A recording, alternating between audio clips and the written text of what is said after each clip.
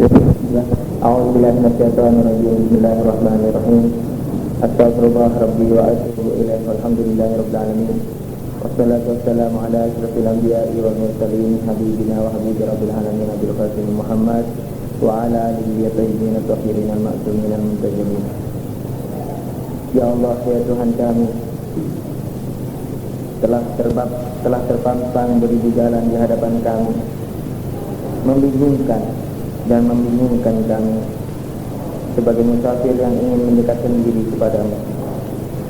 Maka dari itu ya Allah, sementara jalan itu melambai-lambaikan tangan kepada kami agar kami memasuki jalan-jalan itu, tapi kami tahu bahwa jalan yang kau bentangkan dari sisimu ke bumi ini adalah satu jalan dan tiada jalan lagi kecuali jalan Shiratal Mustaqim. Ya Allah, ya Tuhan kami lemah dalam hal ini dan kami banyak dosa dalam hal ini, sehingga kami tidak dapat memantau dan melihat jalan mana yang terdekat menuju, atau jalan mana yang lurus dan jalan mana yang bengkok, sehingga kami dapat memilih jalan yang dekat dan sampai kepadamu. Ya Allah, ya Tuhan kami lahir dalam lingkungan seperti ini. Kami terdidik dengan ilmu-ilmu yang telah dikebiri. Maka dari itu, maafkanlah kesalahan-kesalahan kami yang telah terdahulu, dan berilah tunjuk kepada kami sebenar-benarnya, yaitu jalan-jalan yang kami pilih dengan penuh kebebasan dan bimbingan hidayah-Mu. Amin ya rabbal alamin. Amma ba'du, assalamualaikum warahmatullahi wabarakatuh. Kita panjatkan puji syukur kepada Allah Subhanahu wa taala yang telah memberikan kesempatan kepada kita untuk bertemu kembali sebagaimana yang telah kita janjikan. Sebelum kita memasuki materi apa yang harus kita bahas, dan hari ini kita akan membahas apa, ada satu hal yang perlu saya ingatkan kembali, dan saya harap kaset yang pertama ini tidak dihapus nanti sebagai saksi sejarah bahwa adanya majelis ini bukan kehendak daripada saya sendiri, melainkan satu adalah Anda yang memintanya. Maka dari itu jadilah peminta informasi yang baik, bukalah pikiran dan berdebatlah sepuas-puasnya. Namun dari satu sisi, bahwa ketika Anda meminta informasi ini, tentu Anda harus punya kesiapan penuh, punya kesiapan mental yang penuh, sehingga pahit pikirnya yang nanti akan terungkap dalam pelajaran ini, Anda harus berlapang dada untuk menerimanya. Menerima dalam arti melapangkan dada. Lepas materi itu akan Anda terima, akan Anda pegang atau akan buang di sampah sana, itu masalah lain. Jadi masalah Anda dengan Tuhan. Masalah yang saya inginkan sebagai kewajiban sosial saya dan kewajiban sosial Anda, yaitu memperhatikan baik-baik setiap perbedaan dan memberikan kebebasan berpikir kepada Anda dan kepada lingkungan Anda. Kita tidak boleh memaksakan kehendak dan pemikiran kita kepada orang lain. Namun diskusi-diskusi ilmiah yang tidak diselingi hawa nafsu, dan diskusi-diskusi yang berlandaskan suatu kriteria ilmiah yang berdasar, itu tidak apa-apa. Waalaikumsalam. Tidak salah dan tidak jelek kalau kita mengadakannya. Sebab pada saat sekarang ini kita harus menjaga persatuan kaum muslimin, persatuan yang selama ini sudah terobek-robek karena perbedaan pendapat di kalangan mereka sendiri. Kita sekarang akan memadukan dua hal yang nampak kontradiksi, yaitu antara perbedaan dan persatuan.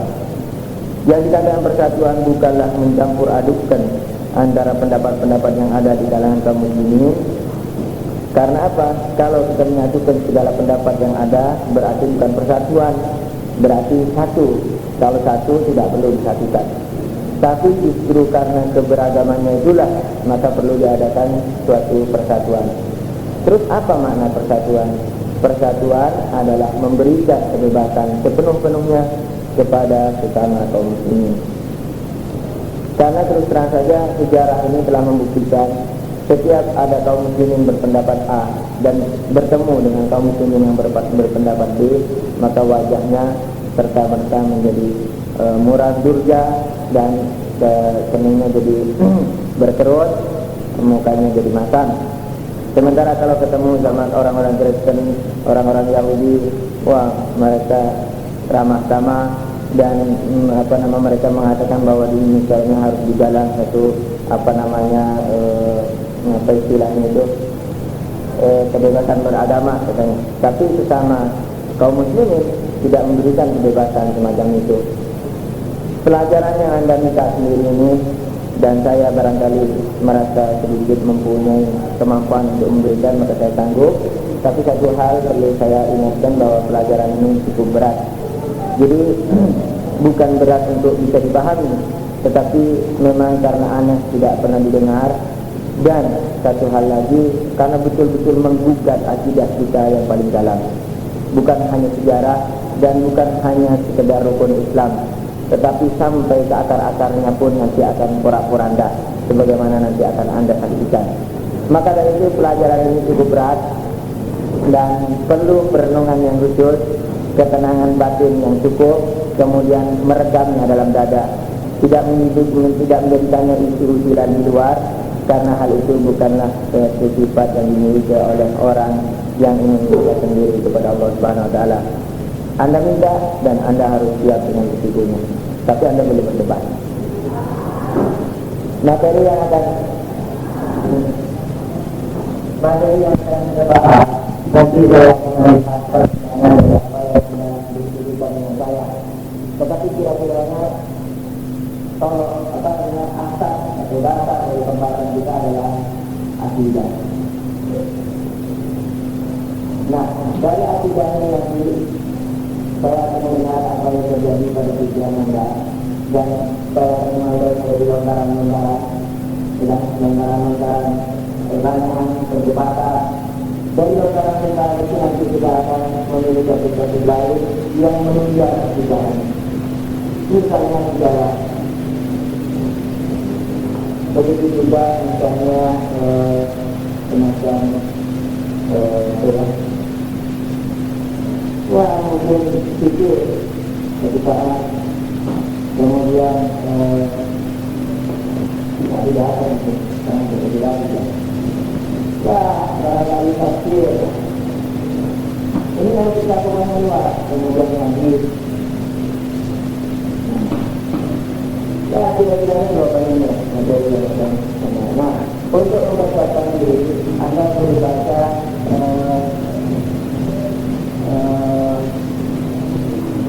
apa judulnya, bagaimana baca saya mengenai Al-Quran, tafsir Al-Quran bukan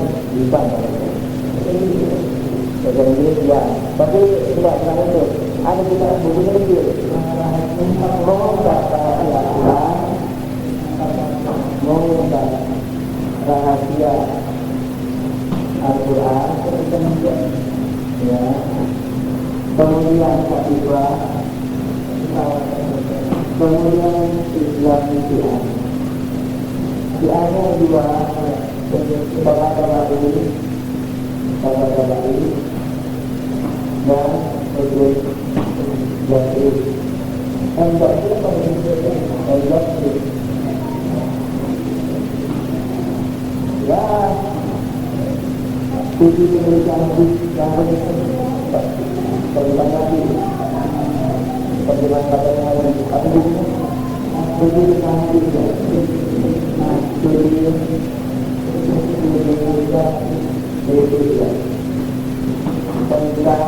negara haji.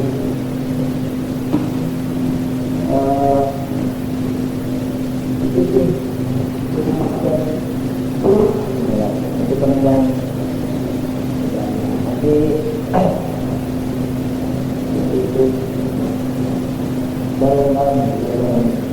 tetapi apa yang akan saya lakukan ini, apa yang ada di kepala saya sudah tidak berpegang dengan buku ini dan tidak pernah baca satu pun yang lainnya. Artinya karena saya dengan izin Allah sudah belajar di pusatnya, jadi artinya bidang belajar saya ya istilahnya berkisar di antara dan lebih akar lagi ini pemaparannya umum. Kalau yang saya pelajari lebih apa namanya lebih lebih poin lagi. Kalau ini kan pemaparannya bersifat umum. Jadi tapi saya kira dari batu videonya sudah tahu. Bukan lagi, tapi ini perhitungan. Tidak. Nah kalau Anda tanya mengenai kelas ini, Anda harus menjawab bahwa ini program masalah. Saya sangat sensitif masalah ini. Sebab saya tidak ingin dikatakan orang yang menyebarkan bahannya. Semua ini Anda juga menyebarkan bahan Anda. Kalau tetapi tidak mungkin Anda akan belajar tidak dengan alat ini. Saya juga begitu. Cuma ketika saya menghadapi alat ini, saya tidak memaparkan diri kecuali kalau diminta. Sebagaimana ini. Pada tanggal 28 Juli. Dan kebetulan ini memang Ajib kenapa tidak diminta dulu? Ini barangkali tapi tidak ada waktu. Barangkali saya sudah timur atau sudah tengah gitu. Tapi kalau tidak ada waktu dan cukup. Anak minta 6 bulan ya. Barangkali saya bisa mendapat 3-4 bulan. Tapi sudah cukup nenek, tahu nenek? Sudah cukup hancur lebur berantakan. Pelajaran ini tidak akan mendapat tata kerama atau cara berpikir pemerintahan akibat. Akibat dalam Syiah, di dalam Syiah tidak ada rukun Islam dan rukun iman tidak ada. Rukun iman dan rukun Islam tidak ada. Nah, wah ini mau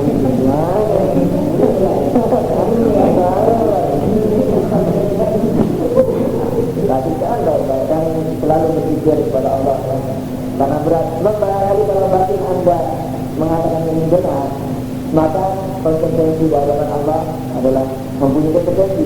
Jadi ketika Anda tahu hal yang benar atau tahu hal yang salah, itu mempunyai konsekuensi tersendiri dalam batin. Maka itu silakan batin yang baik dan selalu minta milik Allah. Dalam tidak ada yang namanya rukun iman dan rukun Islam. Namun ada bentuk lain, yaitu dasar-dasar keimanan. Dasar-dasar keimanan. Beda, penamaannya saja sudah beda. Yang satu rukun iman, yang satu lagi yang dinamakan dasar-dasar syariat. Dari iman, dasar-dasar syariat. Nah, apa yang dimaksud dasar syariat? Yang dimaksud dengan dasar syariat yaitu yang mendasari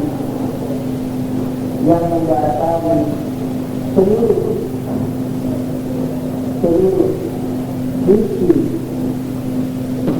Islam.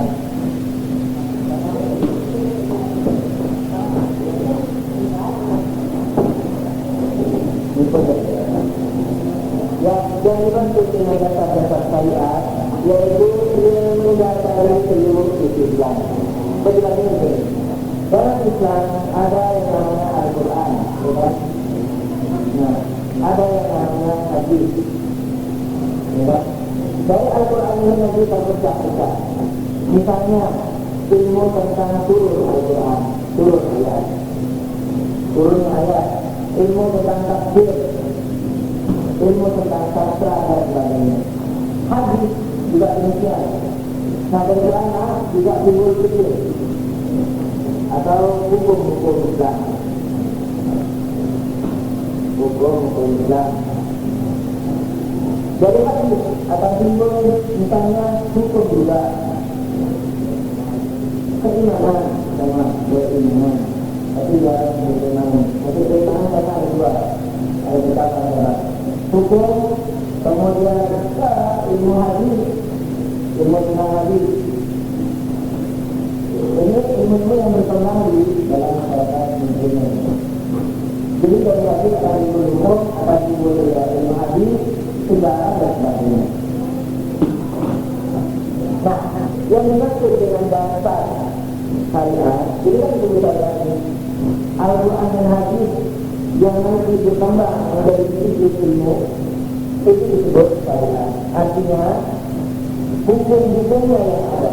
Memang sejarah itu ditinjau oleh sejarah dan bukan syariat, tetapi sejarah mengandung hukum secara umum. Misalnya Nabi Yakub berkata, jangan disembah selain Allah. Nah itu untuk berlaku untuk kita semua. Walaupun dia sejarah tapi mengandungi artian yang bersifat syariat. Pada itu sejarah yang termasukkan syariat, atau ilmu tentang Nabi yang termasukkan syariat, tafsir yang termasukkan syariat, fikih dan semuanya yang termasukkan syariat ini, yang ada yang mempunyai konsekuensi kepada kaum muslimin untuk berbuat sesuai dengan apa yang tertera. Jadi bukan sejarah antik, bukan sejarah hanya sejarah enggak, tetapi seluruhnya yang mempunyai konsekuensi untuk kita lakukan atau untuk kita telagani, itu yang saya sebut dengan syariat. Syariat adalah hukum-hukum. Jadi kalau mau kita bilang enaknya dan itu syariat adalah hukum atau agama. Agama ilmu syariat adalah agama. Yang dimaksud dengan dasar-dasar agama, dengan dasar-dasar syariat ini, maksudnya begini. Kalau Al-Quran ini, ya, jadi kalau orang ingin membahas Al-Quran atau ingin membahas hadis dengan beluk-beluk, dengan Assalamualaikum sahabat jawab silahkan. Salah. Tapi dikira silahkan kalau jawab Assalamualaikum silahkan. Ini saya sekarang sudah guna maksud saya ada. Yang dimaksud dengan dasar syariat adalah orang yang tidak mengimani dasar syariat ini tidak mungkin akan membahas syariat. Bisakah orang yang tidak percaya sama Allah membahas tafsir Quran? Maukah orang yang belum percaya sama Nabi membahas hadis? Ya Nabi aja belum percaya kok tidak membahas hadis. Wah hadis lemah, hadis doa buat tepat. Kita nggak sama agamanya apa? Kristen doa kiamat. Jadi membahas hadis lemah, sahih, katanya riwayat Nabi mengandung artian hukum begini, datangnya dia belum beriman sama pengucap hadis ini. Ini tidak mungkin. Jadi yang kita bicara agama yaitu suatu dasar yang kalau dasar ini belum dipunyai, orang tidak mungkin membahas syariat. Kalau dengan bahasa yang lain, yakni syariat itu berdiri di atas dasar-dasar ini. Kayak bangunan ini berdiri di atas fondasinya. Kalau fondasinya tidak ada bangunannya. Kalau tekonya tidak ada bentengnya. Kalau dasar syariat ini belum ada di dalam kaum muslimin, maka tidak ada yang namanya tafsir Quran, fikih Quran, fikih hadis dan seluruhnya itu tidak bakalan ada. Itu yang dimaksud dengan dasar syariat. Jadi dalam Quran syariat ini tidak ada yang namanya rukun iman, tapi yang namanya syariat ada. Dasar-dasar syariat. Ini satu poin. Satu poin yang lain, kita mungkin atau Anda mungkin bertanya, kenapa kok tidak dinamai rukun iman? Kenapa kok dinamai dasar syariat? Kalau dari sisi makna dasar syariat tidak terangkan tadi. Kenapa sekarang tidak dinamai rukun iman? Apa sih artinya rukun iman? Saya mau mengutip orang yang mengimani dengan adanya rukun iman. Ada berapa yang umum? Ada 6. Yang umum, ya yang khusus. Yang umum beriman kepada Allah. Yang umum beriman kepada malaikat. Yang umum beriman kepada Nabi. Yang umum beriman kepada kitab-kitab baru. Yang lupa. Kedua ya tidak berlawan. Ketiga. Yang keempat Nabi. Yang kelima hari akhirat. Yang keenam takdir dari guru Allah. Beriman kepada takdir. Apa sih rukun iman? Rukun iman adalah suatu rukun yang mana kalau rukun-rukun ini terpenuhi, dia bisa membangun keimanan. Dia boleh dikatakan sebagai mukmin. Bukan? Yang dimaksud rukun iman adalah bentuk. Yang dimaksud rukun iman adalah kalau rukun-rukun atau tonggak-tonggak yang dipenuhi, maka seorang itu dinamakan sebagai mukmin. Tetapi bagaimana artinya? Yakni kalau tidak ada nasi dari antara rukun iman ini, maka seorang itu tidak bisa disebut mukmin. Apa sih fungsinya rukun iman? Allah, malaikat, kitab, nabi, hari akhirat dan takdir. Jadi orang kalau tidak percaya dengan malaikat, kafir, artinya bukan mukmin. Nabi juga begitu, Allah lebih, akhirat juga begitu, takdir juga begitu. Oke, sekarang saya bertanya, mulai menggugat dan digugat. Pelajaran kelasnya adalah kelas menggugat dan digugat. Kalau kamu bertanya, orang yang tidak percaya sama Allah, orang yang tidak percaya sama malaikat, orang yang tidak percaya sama kitab, sama nabi, sama hari akhirat, sama takdir, tapi dia tak percaya ada mimpi. Apa maksudnya? Tak percaya dengan ada mimpi. Tak percaya dengan ada mimpi. Kira-kira apa hukumnya orang ini? Nah, iblis tidak ada, jin tidak ada. Apakah orang ini boleh disebut mukmin? Suatu pertanyaan yang bersifatnya mudah.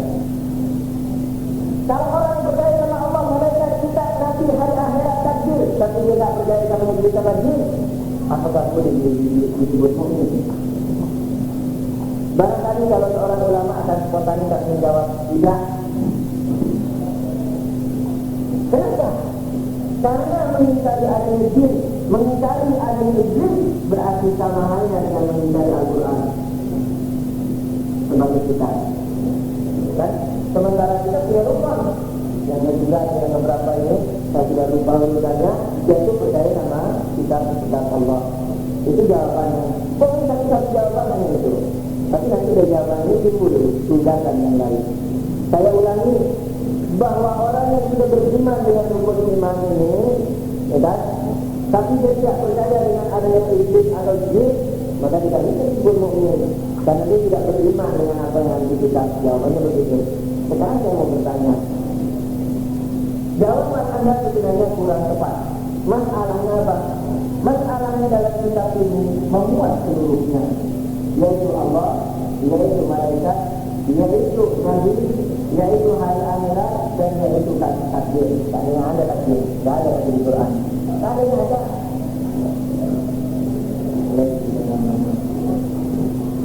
Tak ada yang ada takdir.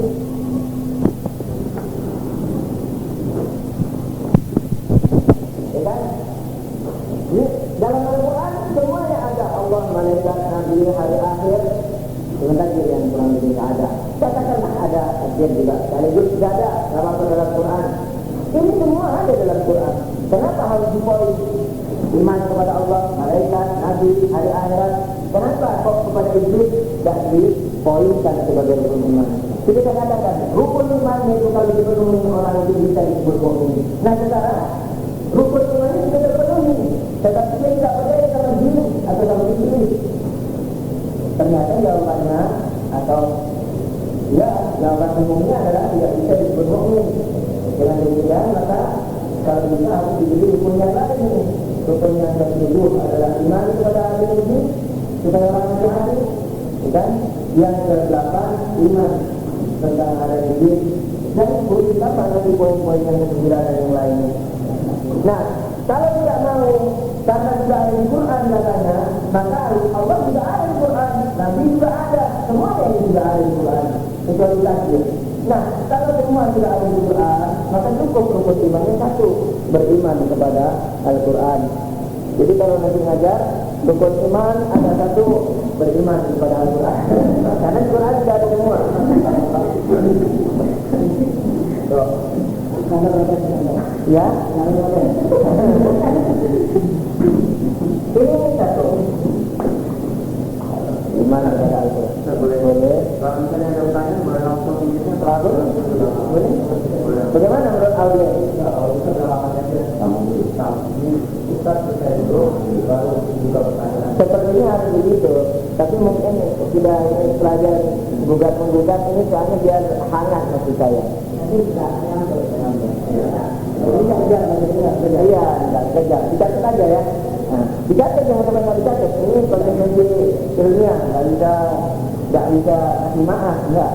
Ilmiah, di dunia harus berdebat mati-matian. Jangan mati gitulah.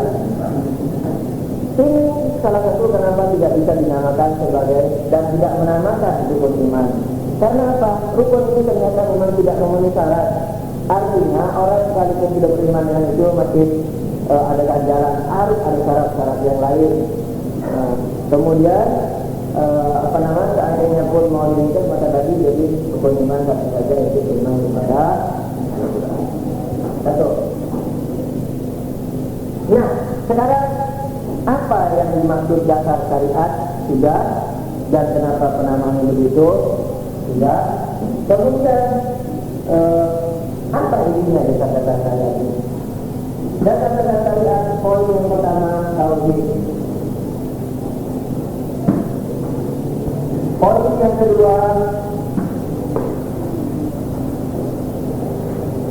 nubuwah. Istilahnya ketika intinya hampir sama. Nubuwah. Poin yang ketiga, sebenarnya ada perbedaan pendapat di kalangan ulama, tapi saya ambilkan lebih mencakup saja. Tapi bedanya yang satu ini, keadilan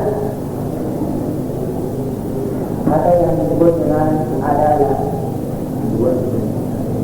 Ya, yang kedua keadilan, yang ketiga nubuwah,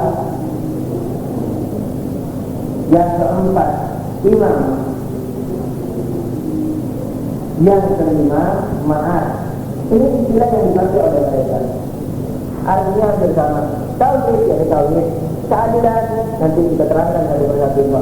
Nubuwah maksudnya kenabian, imamah maksudnya keimamahan, kepemimpinan. Yang kelima adalah ma'ad. Ini di imamah harus saya kasih poinnya sendiri. Saya tekankan bahwa imamah dalam Ahlul Bait adalah termasuk dasar agama. Tidak ada pemimpin, tidak ada agama. Buat nanti jujur balik. Ini yang dimaksud dengan dasar syariat. Yang orang tanpa tertanam di dadanya poin 5 ini, tidak mungkin mereka menanamkan Al-Quran dan Hadis dan seluruh konsekuensinya dalam perbuatannya. Terus bagaimana mereka membahas tauhid atau kenabian, keadilan dan sebagainya? Hari ini mudah-mudahan tapi tak berasa saya ada di tauhid ini. Nanti kita sampai ini kan bersambung dong. Ada dari A dan B. Tauhid dalam Islam. Tauhid dalam Islam. Tauhid ini pembahasannya dibagi menjadi dua. Tentang pembuktian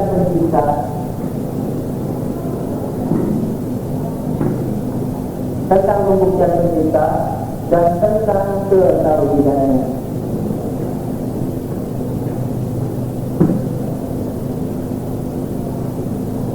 Umumnya dibagi dua pembahasan, pembuktian keberadaan pencipta, kemudian ketauhidannya. Perlu saya kasih selingan yang cukup mengagetkan lagi. Dan ini pokoknya berada lagi. Dasar Islam ini, ya, tidak sama dengan sebagian orang yang mengimani rukun iman sampai ke 6. Kalau mereka yang mengimani rukun iman dari 1 sampai 6, apa dasarnya? Memakai apa dia menetapkan ini? Dan bagaimana dia melanglang membahas 6 poin ini? Memakai apa mereka? Memakai Al-Quran dan Hadis. Iya kan? Kalau tidak benar, kita lagi Hadis.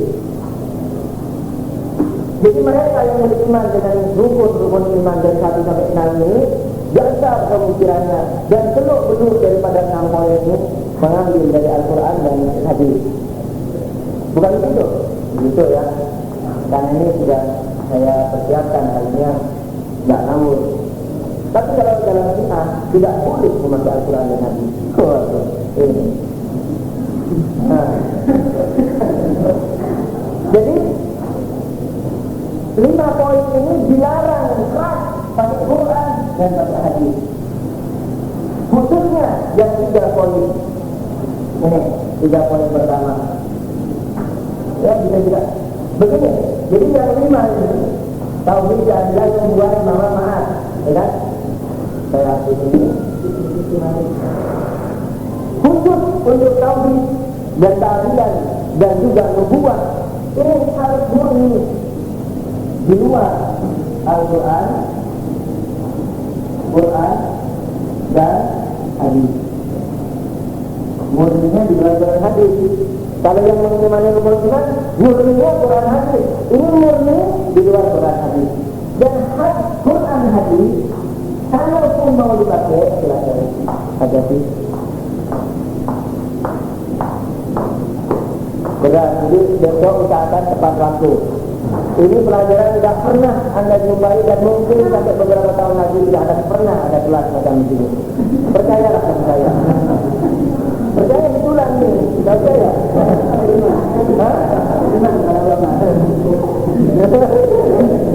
Tidak, maksudnya Anda pun seandainya pun minta pelajaran saya, barangkali yang bisa menjalankan hidup ini jarang sekali. Jadi Indonesia ini baru tidak akan sampai 20 orang di hampir Indonesia jabat raya ini. Indonesia yang raya ini.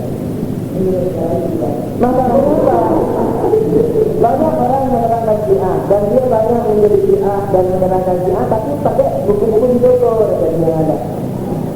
Ada seorang anggota kau? Bukan. Dilarang masuk.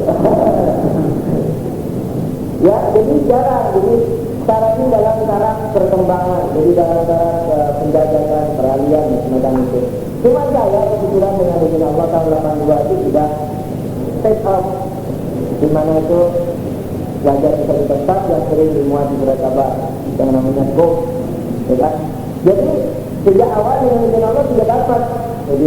Jadi dengan tarbiyah belajar di hadapan ayat-ayat Allah itu. Jadi istilahnya bukan hanya mengabdalkan diri saya katakan tadi itu jarang yang bisa mampu menjelaskan. Masalahnya apa? Syiah tidak bisa memakai buku. Mempelajari Syiah tidak bisa memakai buku. Buku itu sebagai penunjang saja. Harus belajar kepada yang tahu tentang Syiah, yang sudah belajar sama orang yang tahu juga tentang Syiah. Tidak bisa belajar sama orang yang tahu tentang Syiah kalau tidak di buku saja. Buku itu terlengkap. Buku itu kata goreng. Buku itu ada satu ulama, bukunya kurang lebih 140.000 judul dan itu hanya buku-buku agama. Itu ada orang namanya Ayatullah Al-Azmi Najati, 4 tingkat penuh dan dikenal di mana-mana. Itu satu orang, belum lagi perpustakaan negara, belum lagi perpustakaan kota, dan di tingkat kota banyak perpustakaan pribadi aja dibuat semacam itu 140 orang lebihnya. Ya, jadi poin 3 ini tauhid, keadilan, nubuwah satu kali dilarang Al-Quran. Bukan dilarang dalam artian ini ya. Nanti saya terangkan apa maksud dilarang. Artinya begini, kalau orang mengimani Allah, mengimani keadilan dan mengimani kenabian memakai Al-Quran, masih belum disebut sebagai mukmin. Kalau Al-Quran tidak disebut, tidak dibilang mukmin, hanya dibilang sebagai muslim. Itu boleh dalam Al-Quran, tetapi derajatnya adalah derajat muslim, bukan mukmin. Jadi aneh ya, ini pokoknya pelajaran teraneh. Khususnya di kelas ini tidak dibangun karena nanti tidak ada pelajaran teraneh ini. Terus, jadi 3 poin saya ulangi ini masalahnya soal berat. Tauhid, keadilan, nubuwah ini harus murni Quran hadis. Kalau ini disebut mukmin. Kalau mau pakai Quran hadis itu disebut muslim saja. Nah, tapi kalau memakai terus pakai apa? Pakai akal. Nah, pakai akal. Kemudian Quran hadis juga enggak ya, sebagai penambah saja Quran dan hadis. Tapi kalau akalnya tidak bisa, maka dia hanya derajat dengan muslim. Tidak disebut mukmin. Kemudian bagaimana dengan poin keempat dan kelima? Ini tidak masuk lagi nih para aku. Nah, saya ada ahli bisa, kalau enggak saya kurangi. Kalau pelan-pelan enggak menonton enggak wujud. Ngamuk. Coba di sini. Ini saya pernah menyebar di IAIN Jember, hampir hidupnya saya mata.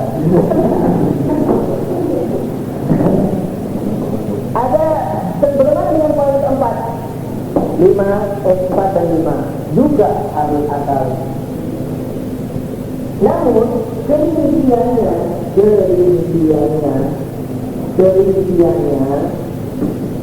itu boleh pakai Quran, boleh dalam arti untuk derajat mukmin ya. Quran saya katakan boleh dipakai, tidak dilarang, tapi derajatnya hanya sebagai muslim, tidak sebagai mukmin.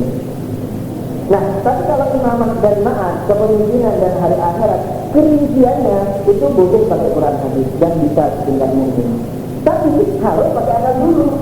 Kalau akalnya rusak, dia juga masih tingkat mukmin, muslim saja, tidak tingkat mukmin.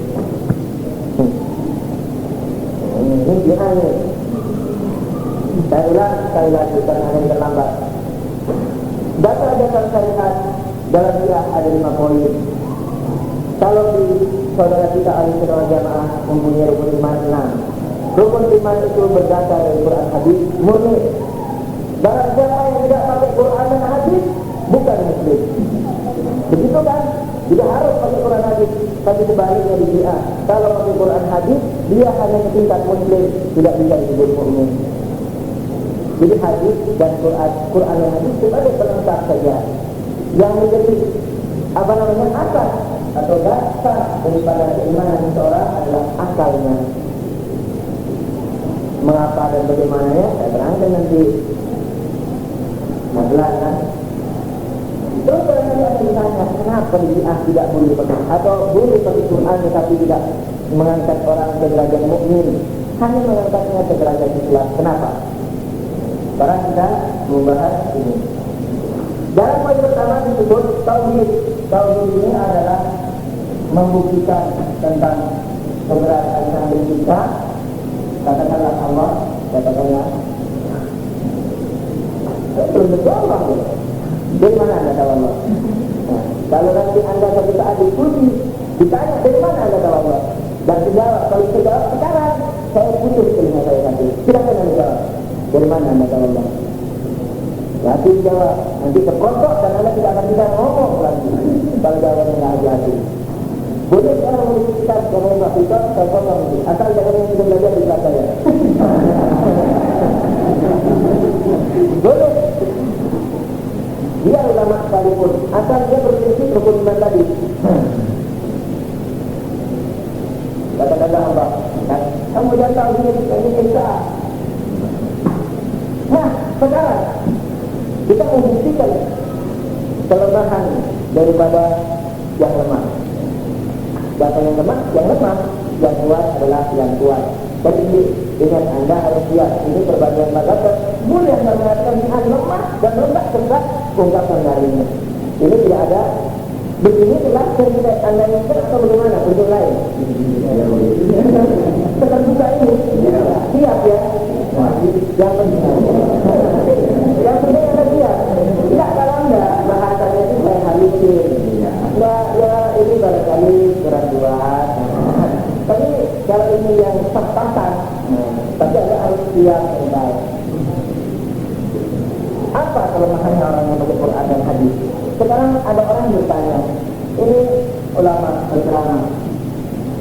Ayyuhannas qul la ilaha illallah fa innahu yaqul subhanahu fil Qur'an al-azim a'udzu billahi minasyaitonir rajim qul huwallahu ahad. Wahai umat manusia, bersaksilah bahwa tidak Tuhan kecuali Allah, karena Allah telah berfirman dalam Al-Quran, katakan tiada Tuhan kecuali Allah. Coba kalimat ini disimak baik-baik. Wahai manusia, saksikanlah bahwa tidak ada Tuhan kecuali Allah. Karena karena Allah berfirman, katakan tidak ada Tuhan kecuali Allah. Bapak simak baik-baik. Ini seorang kiai di depan, jangan tanya namanya. Ini bahasa yang umum dipakai di mimbar-mimbar. Wahai manusia, saksikan tidak ada Tuhan kecuali Allah. Karena Allah berfirman dalam Al-Quran, katakan tidak ada Tuhan kecuali Allah. Qul huwallahu ahad. Qul huwallahu ahad. Atau dalam ayat Faklan, bukan ini ya, ayat ini yang benar ini. Faklan annahu la ilaha illallah.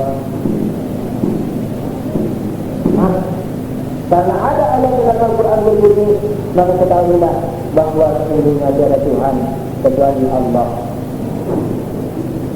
Kalau dalam majlisnya itu ada orang kafir, dia murni dan dia ingin mengetahui Islam, dia akan bertanya, wahai Pak Yai, Anda mengatakan Tuhan itu Allah, dari mana Anda tahu bahwa Tuhan itu Allah? Pak Yai bilang, dalam Quran, dalam ayat dikatakan, fa'lam annahu la ilaha illallah. Ketahuilah bahwa tiada Tuhan kecuali Allah. Terus Al-Quran itu apa? Apa jawaban Pak Yai?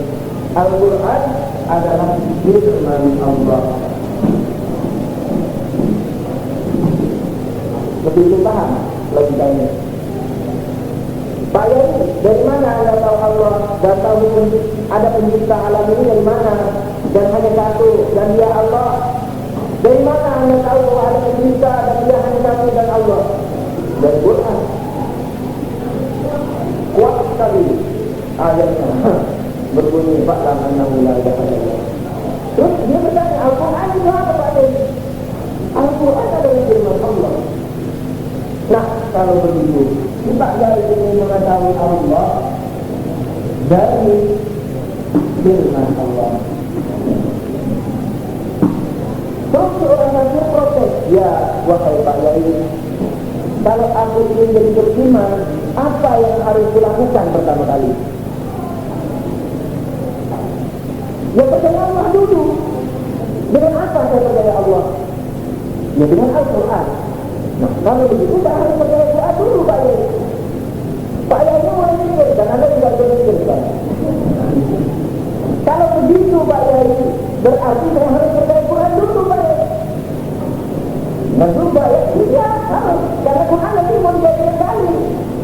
Kalau begitu Pak Yai, berarti saya harus percaya sama kata-kata Allah sebelum saya percaya adanya Allah itu sendiri. Mungkinkah seseorang mempercayai suatu kata tanpa mengimani yang berbeda lebih dahulu? Ya kan? Nah,